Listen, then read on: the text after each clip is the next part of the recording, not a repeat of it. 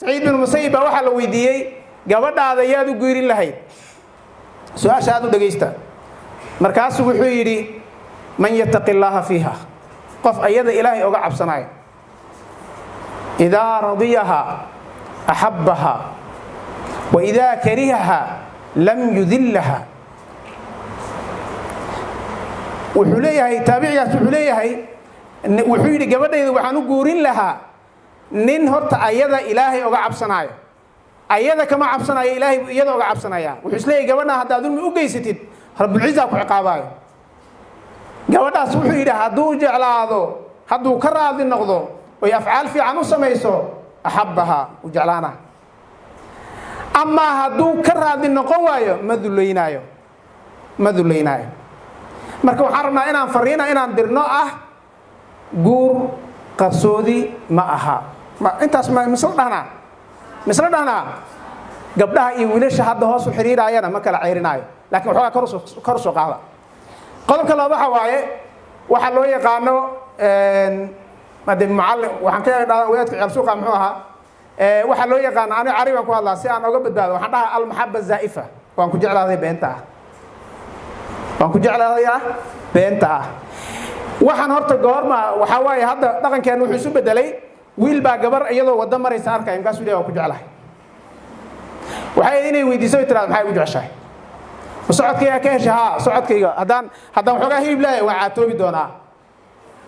hadaan yar dheerahay intaan uur yeeshaan hoos isugu soo gaaban doonaa hadaan yar cadahay madowga ma u gafay anaa madowya raalli haadaya waa madoobaan doonaa haddaad dharkaygu qurux badan yahay carruurta ku ciyaari doonto uu iga wasakheebi doonaa haddaad muuqaal iigu xilatay muuqaalkan wuu isbedelayaa maadaamaad aqoonin maadaamaad guriga aqoonin maadaamaad ila sheekaysanin maadaamaad waxba i weydiinin waan ku jeclahidaadu waa been waa muzayif xaqiiqi muzayif waay wuxuu rabaa intuu waqtiga ka dhumiyo inuu markay jaceylku dhamaado intuu rabay markay ka dhamaato uu ku yiraahdo raalli aada marba waxaan joogay bari boosaasan ku noolaa marka maama waxaa jirta leeyahay iga raalli aada baayo waa ka dhargay waxay ahayd maamada waxay ku tacalluqday raggu markay dumar ka soo xagaa baxaan oo kaligood magaalada ku haraan gabdhay u baahan yihiin gabdhay guursadaan marka gabadhiina soo xagaa noqonaysaa markuu gurigii waa laga guuray waa isku diyaarsan yahay gabadh buu guursanayaa wuu meerxadayaa inta badan gurigu la degayaa wuu iska qabayaa wuu iska joogayaa gabadhii baa soo noqonayso gabadhii waa la furayaa si loo furo marka waa in la yiraahdo bas way intaas iga ka agtahay ilaa gabadhii kala imaanayso qodobkaas marka waxa weeye waxaan u baahanahay inay jacayl jiro anoo macallin dad lahayaa maalin waxay arday dheen macallin jacayl ma jira markaasaan ku idhaa markaasi kulligood qosleed markaasaan ku idhaa laakiin suu jiraa idhaha nabigeena calayhi salaatu salaam wuxuu inoo sheegay oo qur-aankeena ka mid inuu jacayl jiro laakiin jacaylka wuxuu ku dhisan yahay nabiga waxaa la weydiiyey dadka yaa u jeceshay markaasuu caaisho markaasaa lii kama hadlayna raggaan ka hadlayna markaasuu iyo aabaheed jacaylku wuxuu ku samaysmaa kalsooni dhis laba qof iswada sheekaysatay isfahamtay isguursatay nolol wadaagtay markaad dhasho oo maaqana luqaydaan ku hadlay raale ood walacdo oo daasho ayuu ninkaaga inuu ku jecel yahay in kale markaas ogaan doontaa qodobkaas marka asagana waxaan uga gudbayaa nimaan ku baran oo aabaha aqoonin oo hooyada aqoonin oo gurigiina aqoonin hadduu kale ku jeclahay waa beentaa dheh marka misal fahmay waa beentaa dheh waxaa tahay ciyaal suuq maxaa yeelay ciyaal suuqaas wax u jeclaadee nin ilaahay nin ka dhigay sida wax uma jeclaado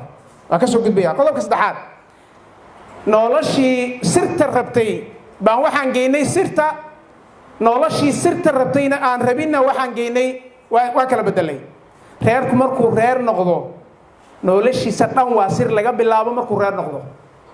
intuusan reer noqonin noloshiisa dhan waa bannaanka hal aayadaan ku koobanayaa waqtigaa dhacaya daraaddeed ilaahi subxaana wa taala aayad qur-aan wuxuu ku leeyahay aakhirkeeda aayad markii soo socotay hunna libaasu lakum wa antum libaasu lahunna aayaddu waxay leedahay raggiina dhar baa u tihiin ayagana dhar bay idin yihiin labis bay idin yihiin waxaan markii isweydiinaynaa aayadda fasirkeeda ma aadaayo waxaan aadayaa min xayثu shabah